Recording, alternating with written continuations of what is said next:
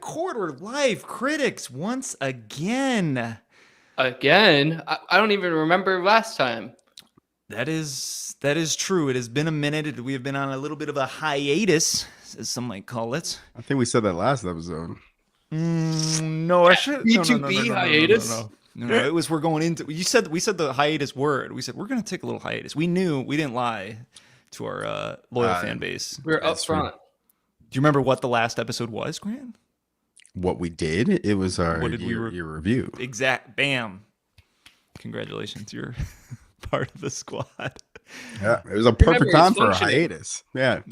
Yes, but now we are back again. Quarter Life Critics, the only show where we review the best TV and film the world has to offer. And today we got a doozy. A film, not a TV show. And we're back in the saddle, as one might say. As two might say. As not three though. only two of us. We are back again once again, and we are coming to you with Blazing Saddles, made in 1974. And Grant, can you tell us a little bit about this film? Yeah, I'll give you a little synopsis. So, in this satirical take on Westerns, crafty railroad worker Bart becomes the first black sheriff of Rock Ridge, a frontier town about to be destroyed in order to make way for a new railroad. Initially, the people of Rock Ridge harbor a racial bias towards their new leader. However, they warm to him after realizing that Bart and his perpetually drunk gunfighter friend, played by Gene Wilder, are the only defense against a wave of thugs sent to rid the town of its population.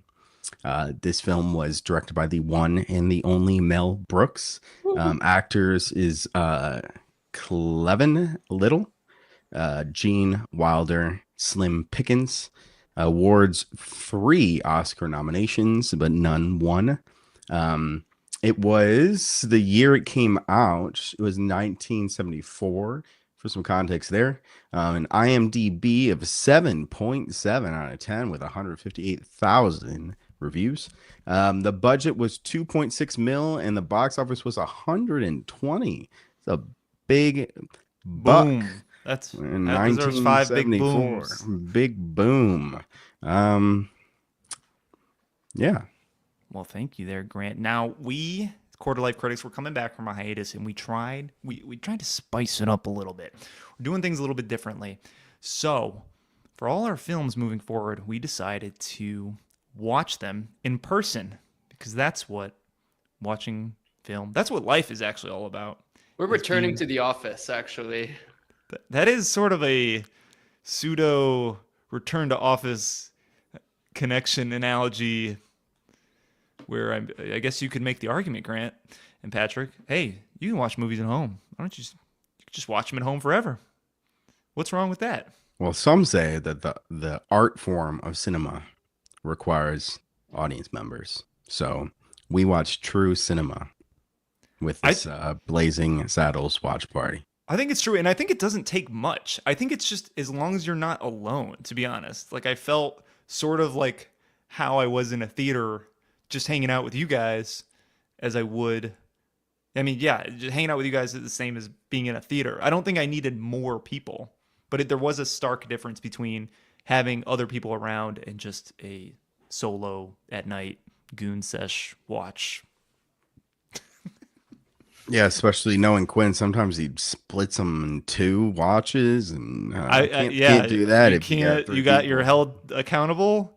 You watch the film. We had a halftime though, so maybe Quinn is actually winning.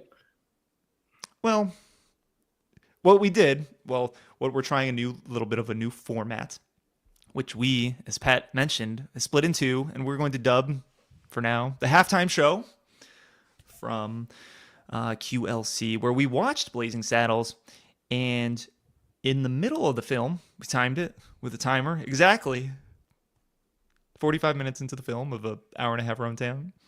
We stopped the film and we decided to answer some questions in a street-style interview fashion of randomized, grab a question out of the hat.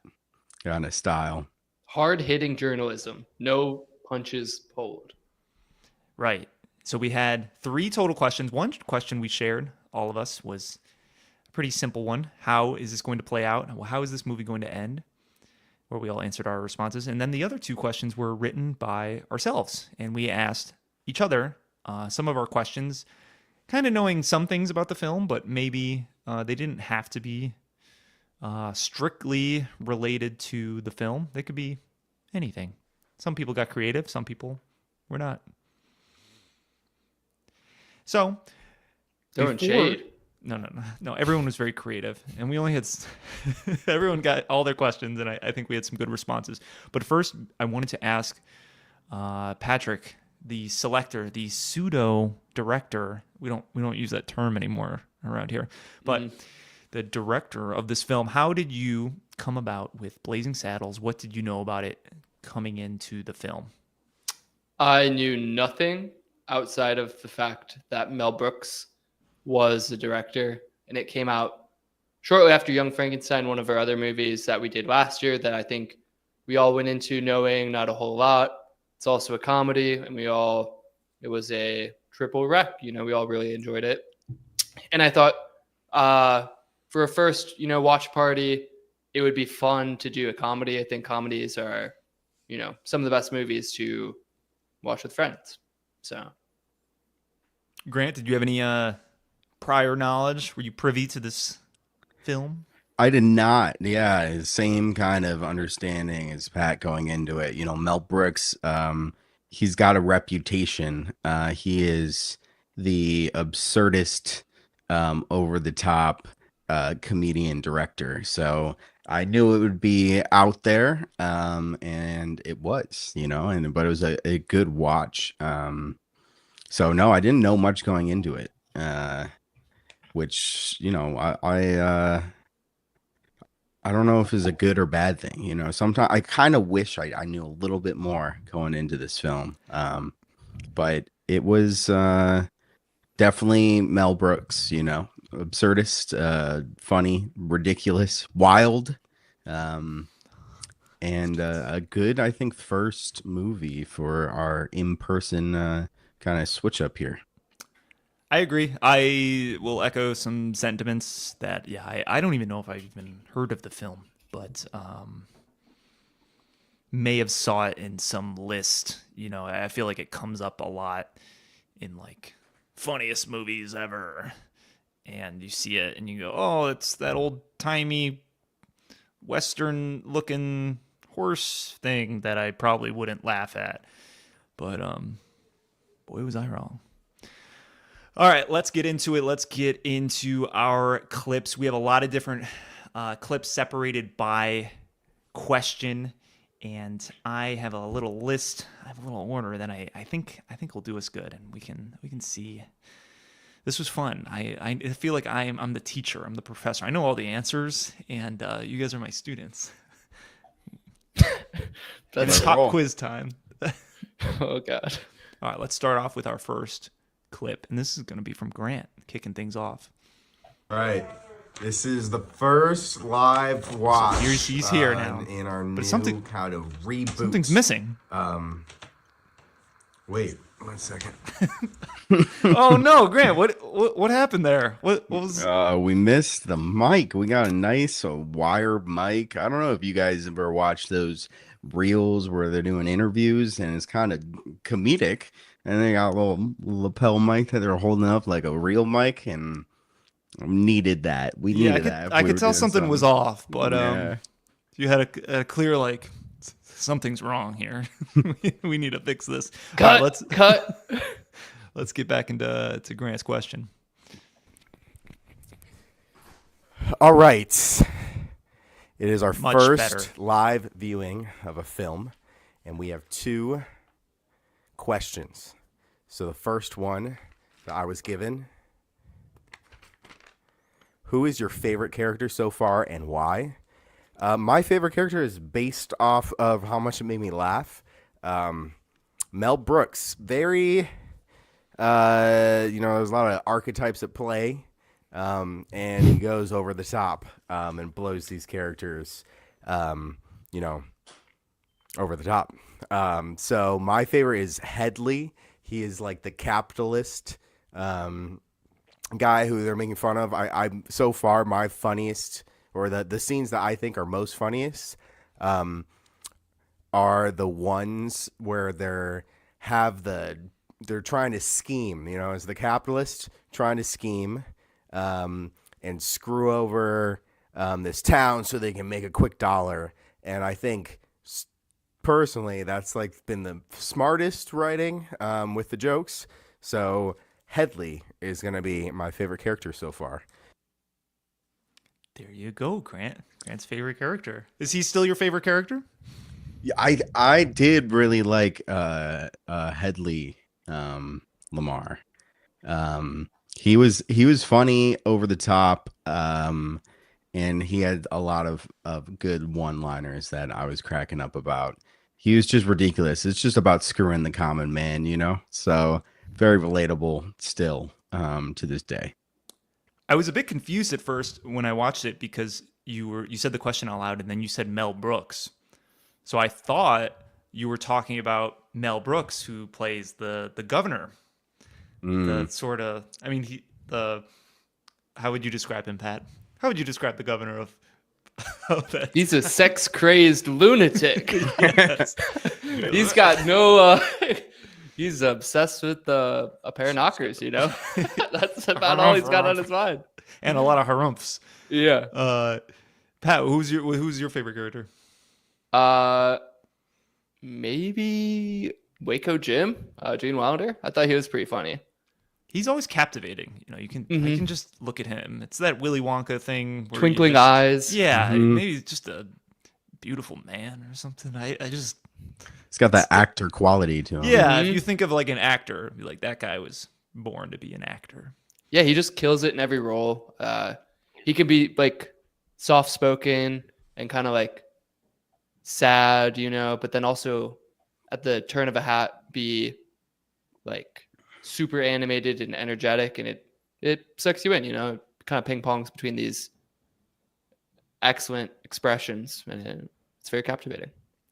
It's interesting because now, when you like, I've noticed, Quentin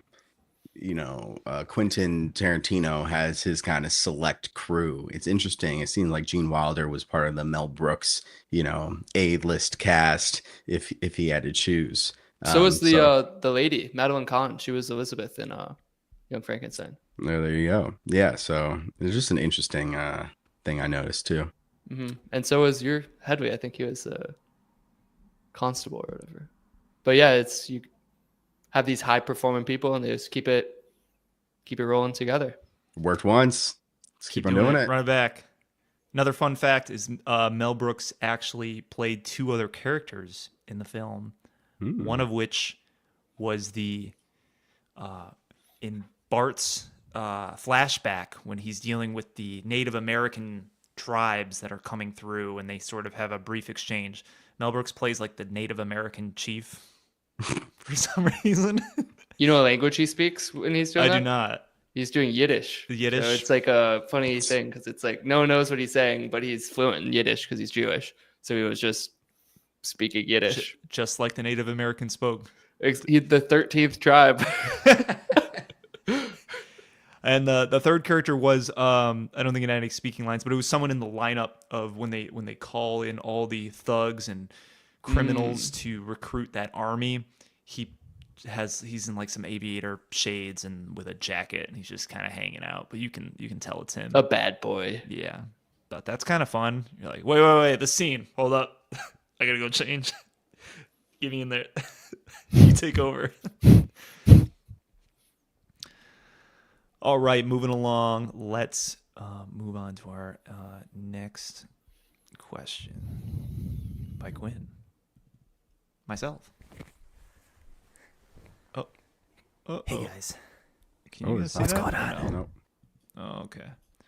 I see it adds it a little bit separately. Let's remove that. I don't have to whisper. I can talk at a normal volume. There we go. So, I got some questions here. In my fitting Let's read them out. cowboy suit. Who would you want to be your cowboy brokeback buddy? Brokeback. I think for my cowboy brokeback buddy would have to be. I'm gonna pick someone from the film so far. I think the governor would be the best cowboy brokeback He'd be very buddy attentive. because he's a man of power. He's a man of importance. He could help me get things done that I want to get done, and I don't think he would be too broke back about our relationship. So I think we would have a nice synergistic relationship and accomplish a lot of things together. So I'm going with the governor from Blazing Saddles. He's a funny dude. Wow. we Do you go. have a lot in common? Do you relate to the governor a lot? Yeah, sometimes I felt like our thought processes, sometimes like a line, I mean, sort of great minds think alike. He rose to power somehow, so I can see like I'm on that trajectory, and Yeah. And I think it seemed like he raised, he came to power out of, skill and hard work. And Of course. he seemed really good at his his governor test scores job. were immaculate. He knew what was going on, and he was reading the stuff before he signed it. And he was doing a great job. He probably also could have been an athlete. I mean, he had incredible dexterity when they gave him something he's probably never even used before. Yeah, hard to I wouldn't call it a argue that. toy. I'd call it a feat of a dexterity. Test. what do they test. call Rubik's cubes? Because it's in the same category. It's a mental mental puzzle. mental puzzle. Physical Yeah. puzzle. Huh. It's Both. like, is darts a sport? Eh. All right. All right. Our next question is coming up from Patrick. Now, this is going to be your second question in case things are a little confusing. And the second question, who was the freshest fits? They did a slow pan of the new sheriff in his suede leather uniform. I think it was suede, with a Gucci bag. And he just rode in on horseback. So definitely the sheriff.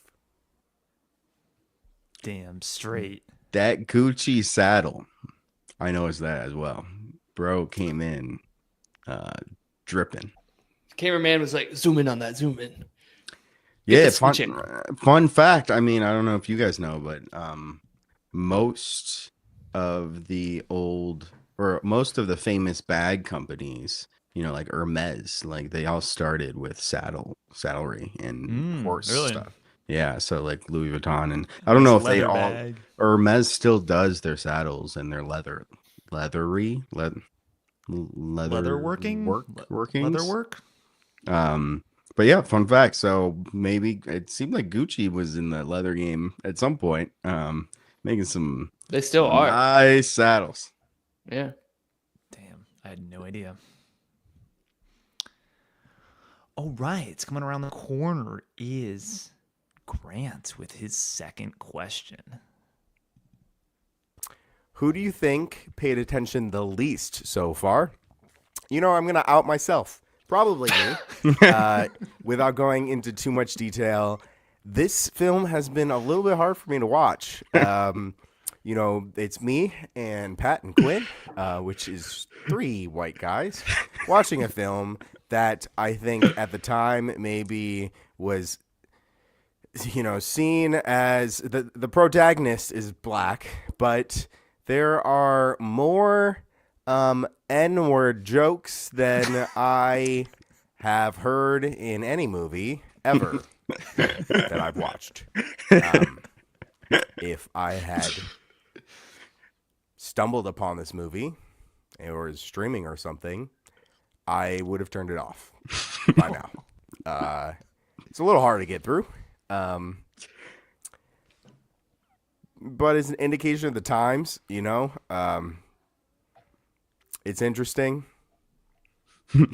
A lot of the jokes that are racial to me are lazy and not very funny. And that's why my first response was, I think the smartest writing was with the capitalism. I think that's funnier and dates a lot better than the N-word jokes. So I'm the one who's probably disassociated and paid the least attention. Wow. Heavy hitting Grant. Heavy hitting, coming in hot. Do you want to get into some of this now, or you want to wait a little bit? I'm happy to and that's what I said earlier. It's like I wish I knew a little bit more about going into it. It is satirical, it's Mel Brooks, it's absurdist. And it really is, I think the goal of the film was to really make fun of, Westerns and racism, right? Like it was really making fun of it in a very progressive way back then.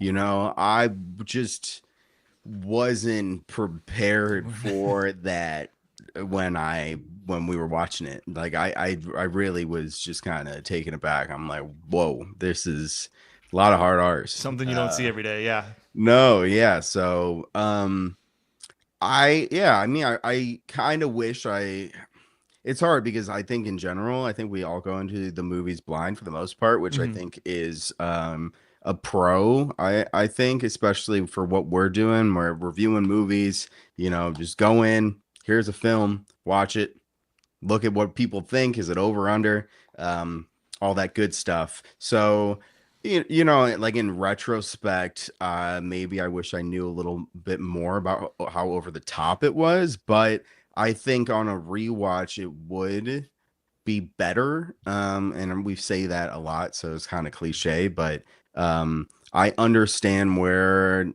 the movie sits a little bit more in the political sphere, right?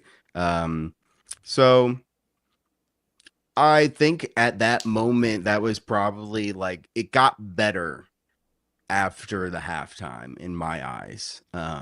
But leading up, a lot of the setup was really capturing how racist every character is, and that's kind of the setup, right? Like the black sheriff stepping into this completely racist town, and With the definitely morons. wins him over with the morons. I will say what didn't help. I went back and I looked because we stopped this film midway, and I was like, "What? What was going on when we recorded these questions?" And I think a minute or 2 minutes before we stopped the film was the scene between Bart and the old lady, where Bart says "Hey, what Good a morning." beautiful morning," and she just says "Up yours, Enter." And then then it was like, "All right, break. All right, time to go record the questions." So Yeah, that it's was like- not helping your frame of reference at the time. No, yeah, and it was, it is ridiculous, but I'm not wrong in that there are a lot of the butt of the jokes is the punchline is the N-word, that's just kind of, at least at leading up to that, it was that was the the pause of the scene is ends there, end beat. That one stands that was the out. beat. Yeah. I mean, I don't know if I agree completely. That one stands out. I mean, and I think it's more shock value too, because you got this sweet little old lady, and you're like, A beautiful day, maybe a she's kind gonna, interaction. yeah, she's gonna give him the benefit of the doubt, and then says the worst thing you can ever say. So, Yeah. and they only do it once. It's not a repeated. You're not beating a dead horse, but I think it is shocking in the beginning where you're like, whoa, I haven't kind of heard people talk like this in a while, and how do I feel about this? Yeah. I mean, I'd say even, there's probably 20 to 30 hard R's. There are, but I mean, we were just talking about Django Unchained. That's got a lot of. That's the last one I remember. I think the most recent. Yeah, that probably has triple the amount. I think it might have a record or something where people are. I don't know if it's. I haven't seen that movie in such a long time, but I guess just because you're using the language doesn't mean you're disparaging. I don't know. The movie's racist. No, You just have to be. It has to be purposeful. Are you making a good joke? Is it a terrible joke? Is there action? I don't know. Yeah, and I think it's like calling out bad behavior, back then, and it was so, I think, normalized, the N word, so um it's just more shocking today. Hmm. So it was so Mel Brooks co-wrote it with Richard Pryor, and so I don't know a lot about Richard Pryor, but just a black comedian. Funny black dude. Yeah. Yeah. Was ranked the #1 stand-up comic of all time by some one of the other greats. thing. Yeah, one of the greats. And looking at his, I was on his Wikipedia page, looking at the names of his specials. Not surprising that there's a lot of, hard R's. It's Yeah. Yeah, I think in his flavor, yeah, for sure. I was trying to think about, I don't know why a movie would be deemed racist or not racist, and I think something like this, where, I mean, it's still in all these lists, American Film Institute 6th funniest film of all time, versus like a Disney's, like, I've never seen the movie, but it's like Song of the South, which has been like erased from everywhere, internet. They don't really talk about that film because I think it's actually glorifying plantation life, and I think it's just a shitty movie in general. It's like this movie sucks, and it's got bad racial aura around it. So like, fuck this. But I don't know. This film, I thought it was smart, very smart, and I was laughing, and I keep thinking about some quotes that are not racial quotes. Up yours. Up yours. Thinking about dimes. We gotta go get a shitload of dimes. All right. Yeah, I think, and that's one thing that I will probably step off the ledge on is, nothing. Everything else was lazy. I don't think it was lazy. I think that was a miss on my part, so I will step back on that. I think just being taken aback, it felt to me like it was maybe lazy, but I think it was just it's hard to relate to that racism now because you don't, at least I've never been exposed, just in my upbringing, to that much crazy racism. Someone that's so just but blatant. like the capitalist, I totally, I think is very relatable for anyone. So I think that to me was just like, oh, I relate to this humor more, and so that was funnier to me. I don't necessarily think it was one smarter than the other, so I'll step back from there. I feel you. I mean, it's like you're at a comedy show, and I don't know, you can't relate to whatever life upbringing story that the comedian's talking about. Maybe it's black culture, white culture, and you're like, I don't know this. Everyone's laughing around me, but A woman having like her first period, Yeah, you're like, it's just, I don't get it, and you're like, All right, let's move on to, I think it's going to be my second question. My second question: who would ride the shortest distance atop a blazing saddle? Our options are myself, Grant, or Patrick. The shortest distance atop a blazing saddle. Well, I think Pat's geared up. I think he is a true cowboy, and he can ride for a long time. So I guess that would make Grant riding the shortest distance on a blazing saddle. He seems to have problems with the saddle being too hot, too blazing. So he might not be able to sustain a ride of such length. But I feel like you use like 30 words and just put them in different positions. That's funny. The mule was hitting. That's funny. Yeah, I didn't even know what that question was. I mean, Yeah, I didn't get any. Speaking of the mule, I guess we'll talk next. But I would have thought that gave me some cred for riding a blazing saddle, but I guess not. I don't know what the blazing saddle is. It's just all a I'm saying saddle that on was fire. a spicy mule. Well, if I and- had to, okay, so if we're just going about fits, I think Pat had the slightly better fit. cowboy fit, yeah, for sure. So Quinn, you could I have had picked yourself. I had a cactus on my shirt. I thought it was just like a fail safe. You know, you couldn't pick yourself, but you didn't know who was going to get the question. So it was basically between the other two people. But what were you saying, Grant? That's some. Yeah, that's I just interesting. said You would think I had a that. cactus on my shirt. You did. So I was Western. Pat as was well. Yeah, He was a Pat- fucking cowboy. he was a cowboy. All right, let's continue this train. Choo choo. First question. Who is the most racist?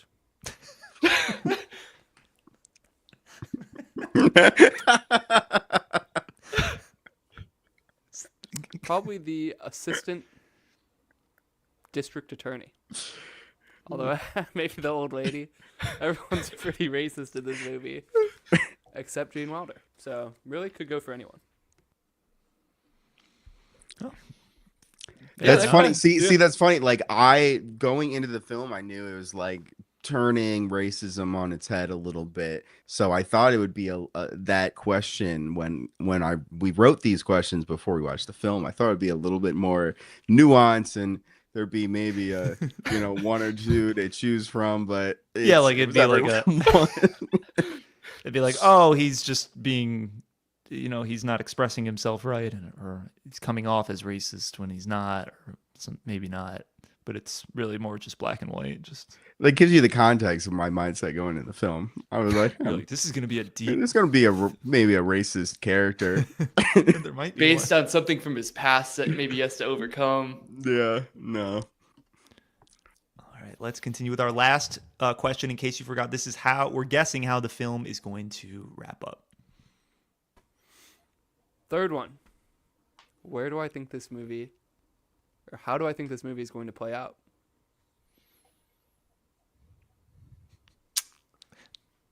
There's two roads here. Does the sheriff unify the town and racism is over?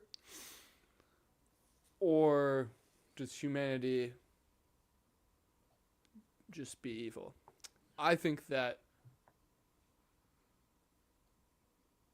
Gene Wilder, the Waco Kid, is going to defend the sheriff's honor and lose his jiggly hands in a duel that will win the town over and make the sheriff a loved member of the community. But also, I've got no idea. Beautifully put. Beautifully put. Let's just keep roll. Let's roll all three of these into each other. And the final question here that we're all answering is, how does this play out? How does this movie end? Well, so far halfway through, there's a lot of tumultuous things happening and a lot of hate going on between two different parties. And I think what's going to happen is the kid, Waco the kid, he's in the prison right now, is going to convince the rest of Rockridge, the rest of the town, that the sheriff, the black sheriff, is a stand-up dude and is no different from you or me. And will convince everybody that he is the rightful sheriff, and the general attorney's plan will be foiled. He will not get Rockridge. Rockridge will continue to live on and be great, and everyone will embrace this new sheriff, and it will be a lot of love and a lot of celebration for the new sheriff, and then we'll all live happily ever after. I don't know how it's going to happen. Maybe through some feat of agility or strength, or maybe he'll save someone's life. That's important. Or maybe he'll defeat. We just saw Mortley, the big tough goblin looking Mortley coming in to try and mess the black sheriff up. Maybe he's going to defeat him, and everyone will have to respect his power and might. So I think it'll all end up good, and everyone will be happy. So that's it for me. Catch you guys at the live stream. All right, some similar sentiments there. let's wrap it up with Grant's prediction. And how do I think it will play out? Which is the last question. What's going to end here? You know, I've read a synopsis, which I think has given away more than it probably should have. But, you know, the townsfolk, I think, will be won over by the black sheriff. And he'll win them over and save the day, I think, is what's going to happen, which probably back then was seen as pretty progressive for a movie plot. It's just crazy that a 1973 movie, this was like shown in theaters. I don't know. It's very like eye-opening to me how fucking crazy it was with race back then. I mean, it's pretty. This movie is pretty fucking racist. And with that, I'm out. See you on the live show. There it is. Our There it is. predictions. Well, I thought that went well. Actually, to wrap up that question, real quick, just how did the movie end? I know I'm kind of getting into your little segment. It did, and I think we all predicted the bulk of it, and then it kind of unraveled, which yeah. you know we'll talk about that later, but it's yeah. I don't think none of us predicted. None of us. the Yeah, unravel. we were all sort of the same, and we sort of. I'd give it a C. If I had to. I will say, you know, just I think that ring light does wonders. I think. Oh yeah, all we of us look way good. better there than we do here. I mean, I guess it's not completely centered and in my face, but yeah, that one. I didn't know I my can see eyes why were the that green. influencers. You just put it in the circle and you look great. Yeah, it's crazy. All right, let's go to our next segment. So another cool thing that we did was Grant, our mixologist, came up with a drink in the theme of Blazing Saddles, the movie. So Grant, why don't you walk us through your thought process, and maybe if you had you could tell me and Pat how you want us to rate it. Is it out of 5, out of 10? Is it just a thumbs up, thumbs down? How, and we can talk about how we thought about this drink, this cocktail. It was on the house that he gave us during the film. Sure, yeah. So my initial thoughts is reading the synopsis, it was the black sheriff comes in and saves the day and kind of grows on everyone, right? So I want a drink that kind of grew on you was my initial take. So I played around with whiskey and that was not working. And so I wanted something that was kind of spicy and that was, had some punch to it. And I ended up doing a cowboy mule. So I did a mule with bourbon, made my own jalapeno simple syrup with some fresh squeezed lime. Pretty simple, but it does the job. And you know what? I think for the rating, just to make it interesting, we'll go off of we'll do over under based on the IMDb of the film. So you guys got to tell me if it's above or below the 7.7 of the IMDb. I like that. Now we're thinking. We're back in the saddle, boys. Back in the blazing saddle. The cowboy mule. I'll go first. I mean, I'm gonna go with an over. I thought it was delicious. I think anything that has, I don't know. I'm a sucker for like a drink with a kick or like some like prickly pear, cactus, jalapeno, whatever you put in there that is a little spicy, puts a little hair in your chest, and also forces me to like drink it like a normal drink instead of, oh, this is great. It's gone. Look at it's gone now. It forces you to enjoy it, and I enjoyed it a lot. Over. I'm also going over. It was good, grows on you, simple, and thematically, I felt like it was the perfect pairing with the movie. So we got the double drinks up. Double drinks up. Nice. Well, I'm looking forward to the day where we have a film that's like 5, and my drink is under that. Right, this one was not it. This was Some good. sort of So Negroni, absinthe. No, absinthe wash. it's in Can- January, candy and he gives cane. us non-alcoholic. Oh yeah. Oh guys, well, thought we could try a non-alcoholic one. Kind of cool. It's made with cedar bark. Cedar. I got it from my lawn outside. Oh, that's good. Look at it. I'm glad we started off strong. This is a high bar that you've set for our drink reviews, which we plan to try and continue with if it makes sense.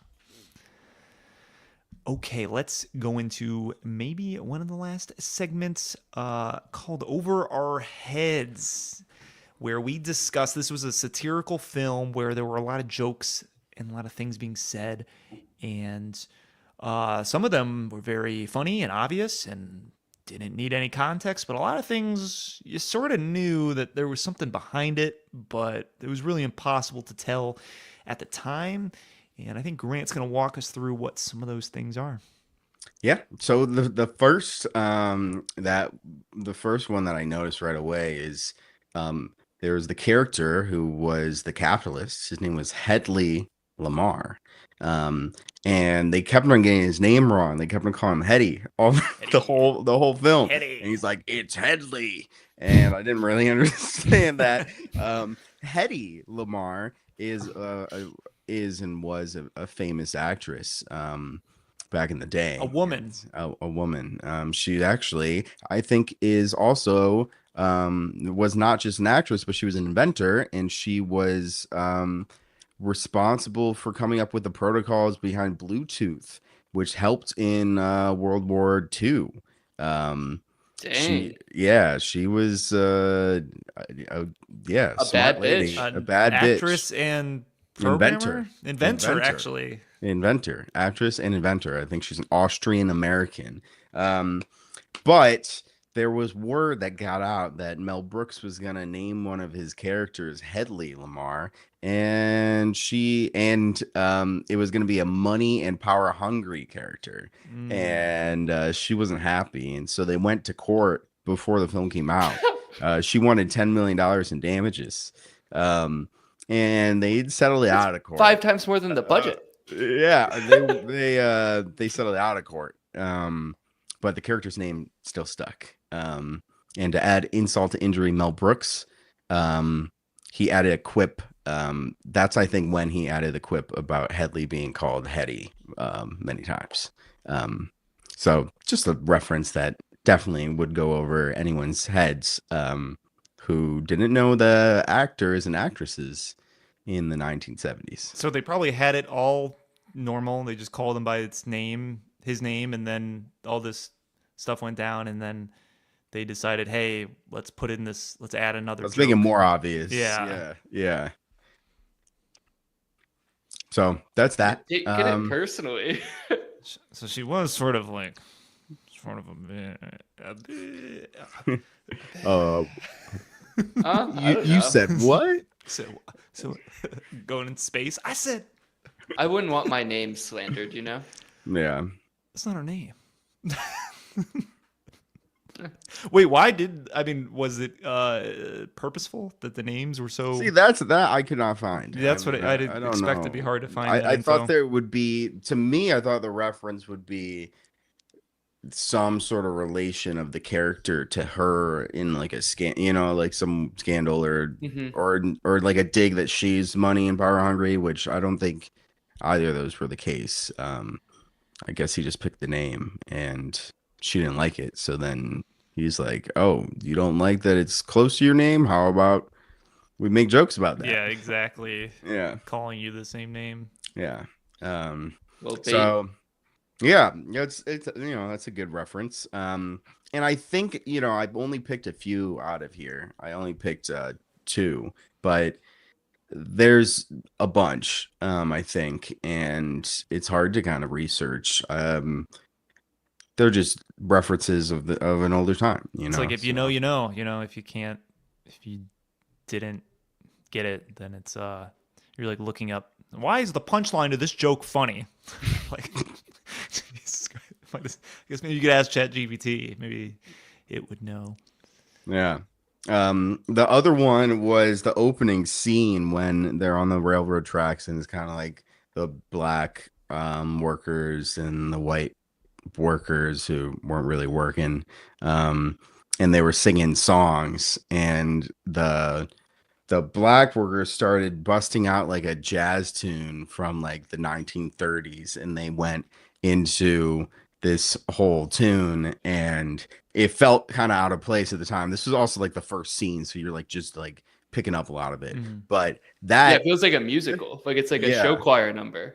yeah, but I didn't even realize, like, the reason why that's so funny is because that was an extremely popular jazz hit in the 30s. That was, top Billboard hit, and it came out, 50 years after this movie takes place. So, and the immediate response of the white guy is like, "What the hell was that?"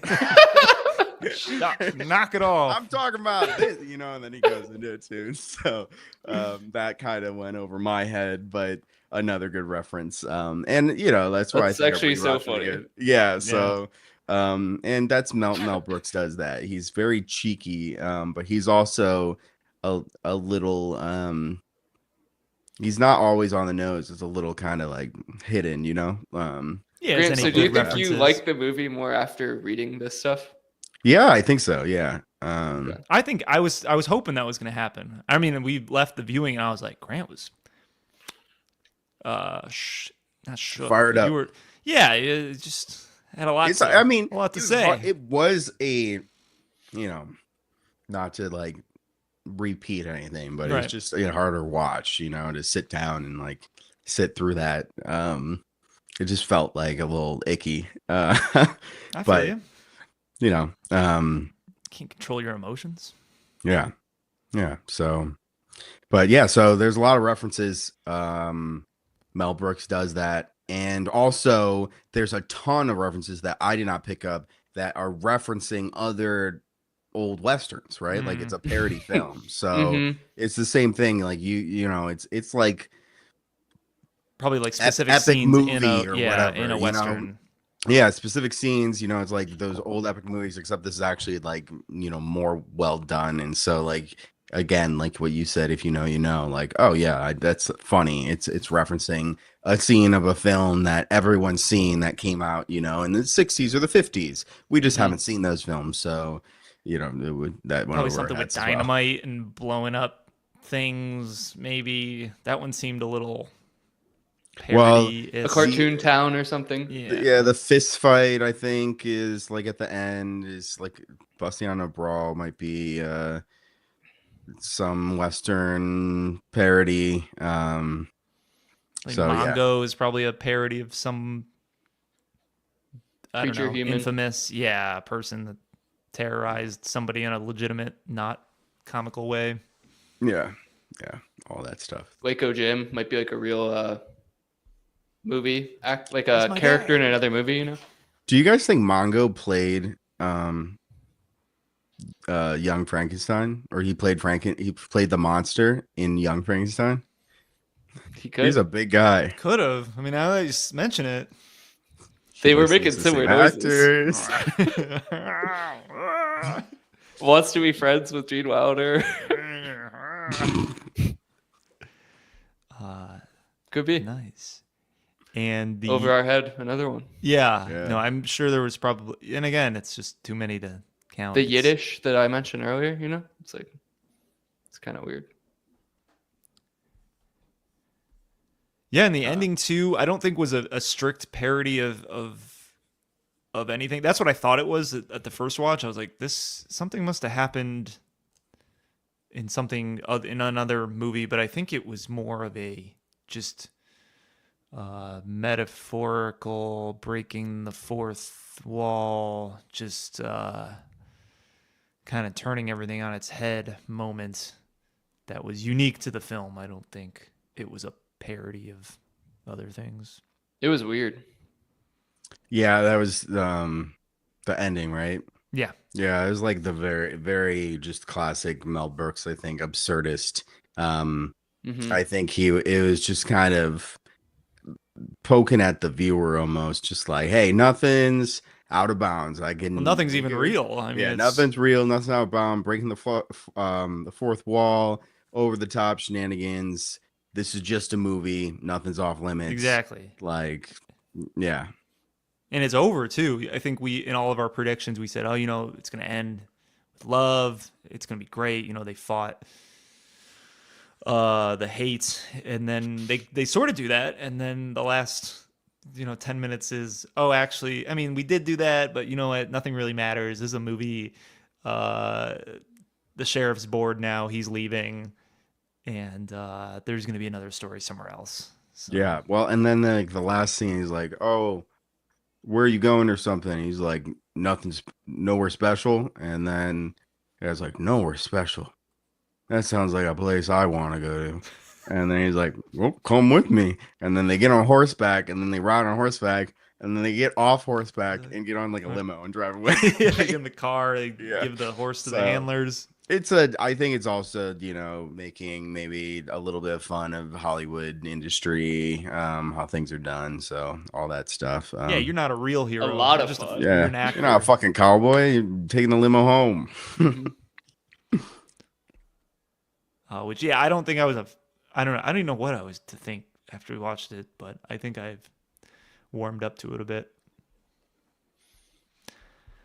All right. Thanks, Grant, for leading us through that Yeah, thank you, Grant. section. I learned some things.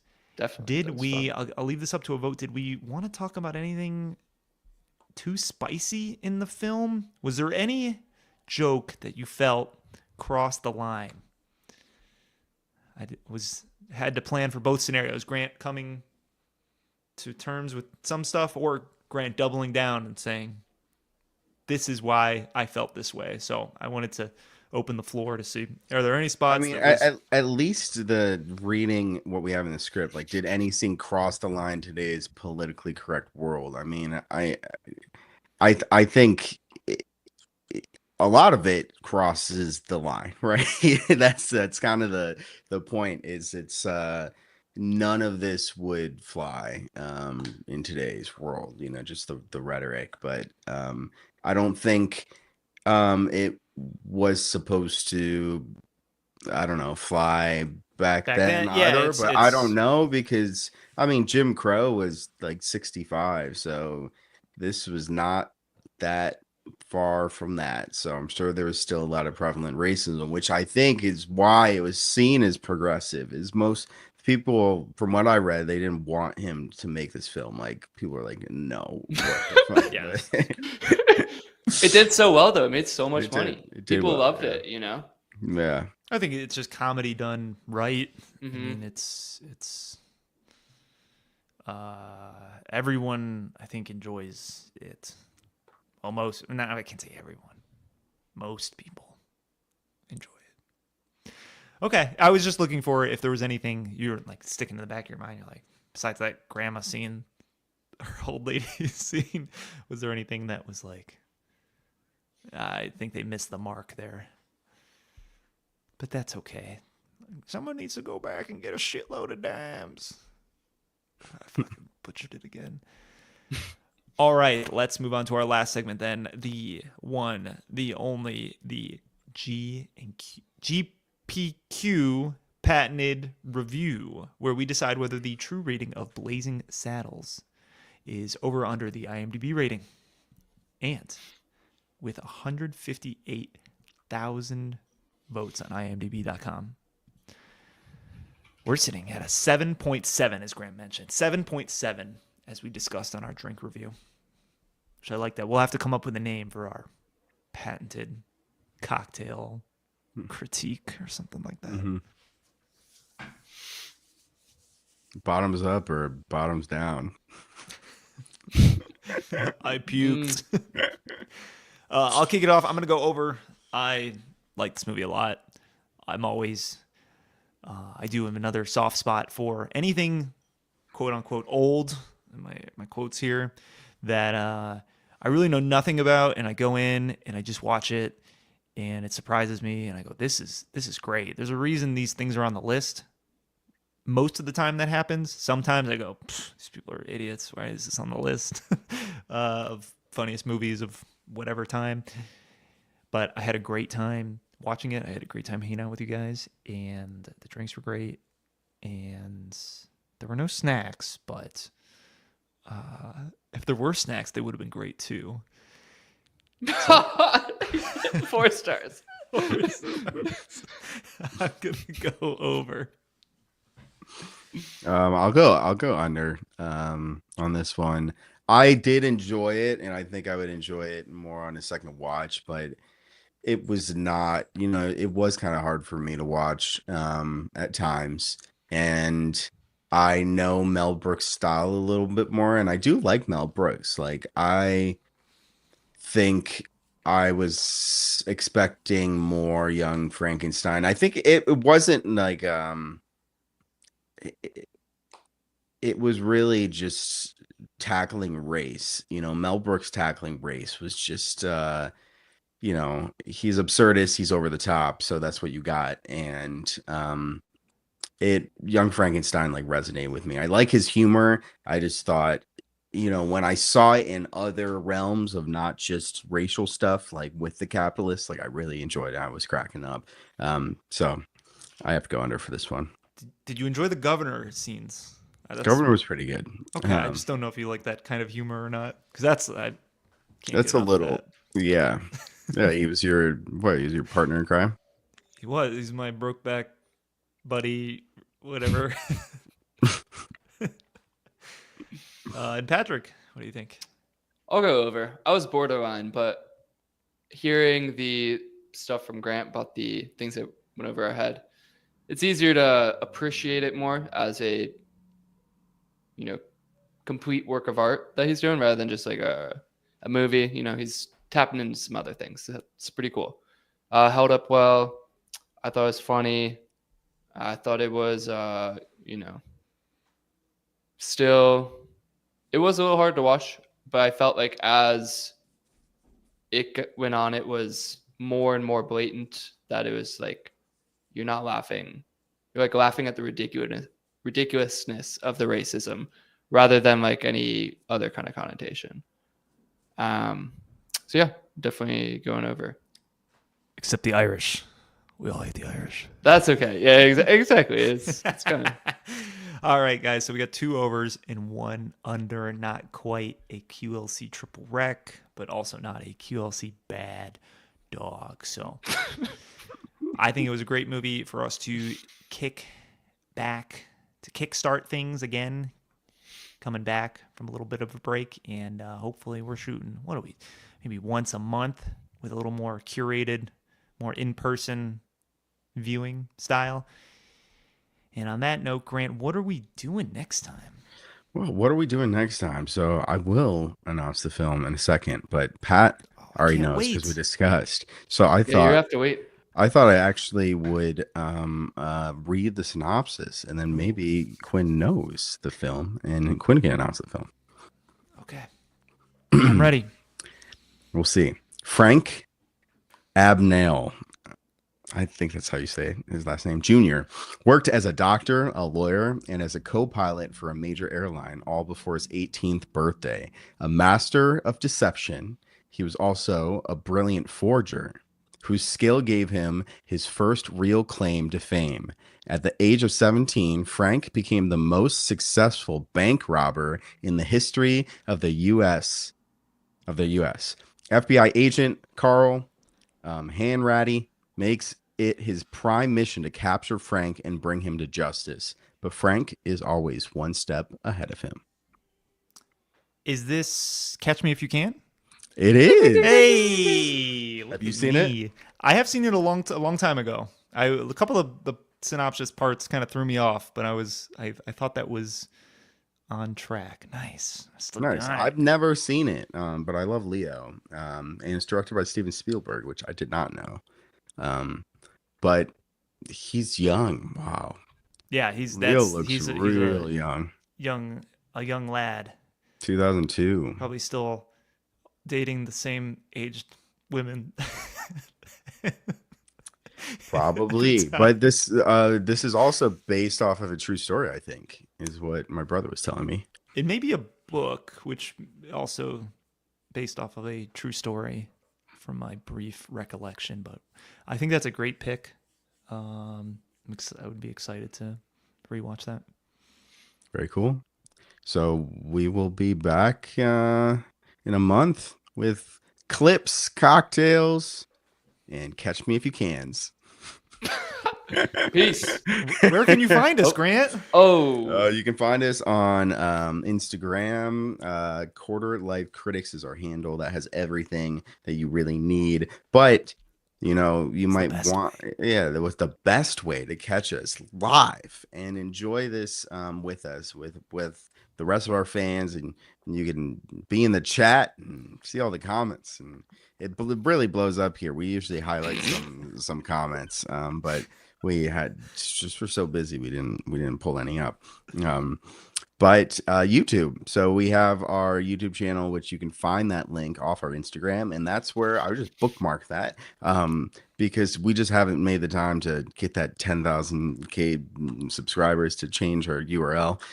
So the best way is just bookmark it, and you'll subscribe to us. And You can change the URL. Quarter Life Critics / and then you can do that. You got to do the @ sign. You got to do at quarterlifecritics.youtube.com / at Quarter Life. You just Google Quarter Life Critics. Quarter Life Critics. That is Quarter Life Critics. That's us. So until next time, catch me if you can. See you guys then. Peace. Peace. peace.